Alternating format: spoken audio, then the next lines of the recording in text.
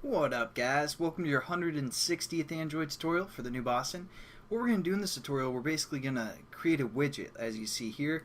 You can move this widget around on your home page and you can delete it. And what's going to happen is I'll just delete this real quick.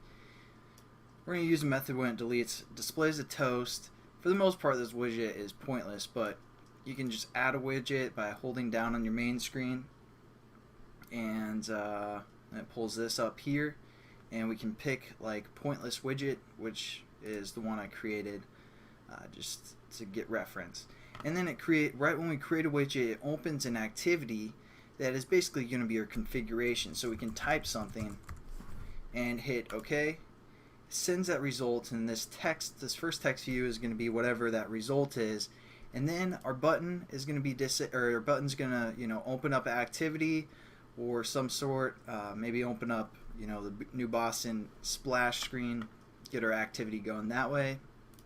And also this last text view, it's going to just display a random number every like half an hour or however often our widget updates.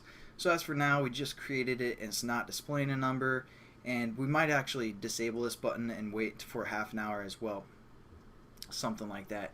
But that's pretty much what we're going to create, just a pointless widget for the most part. So let's just get into it.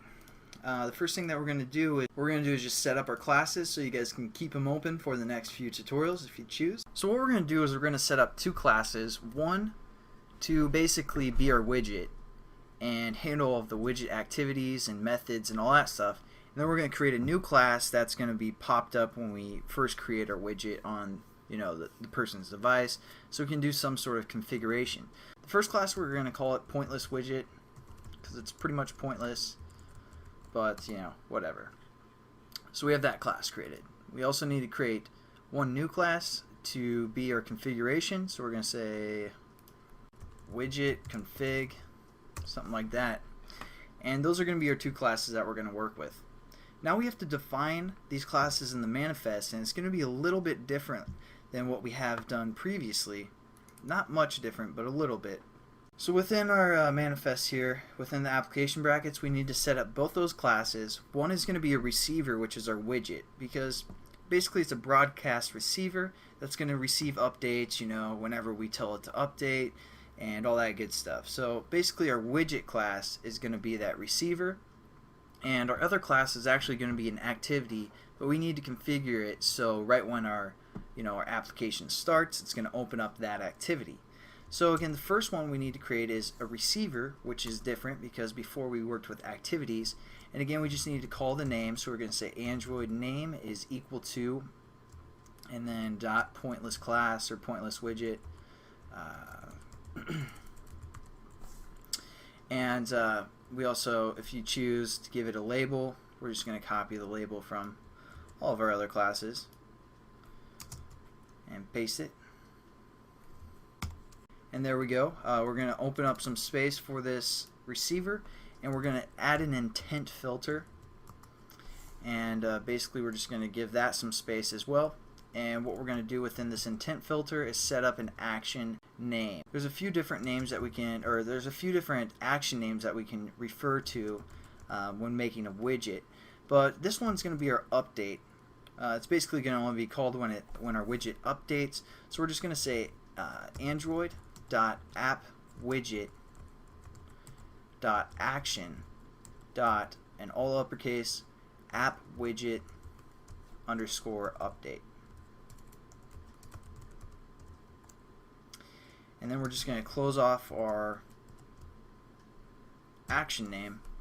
And so now this class is going to be called every time our widget updates, and we're going to set that update probably in the next tutorial. But again, we just need to refer to this action name. We're also going to add some metadata. So we're just going to say under where our intent filter closes off, we're going to say metadata. Oops.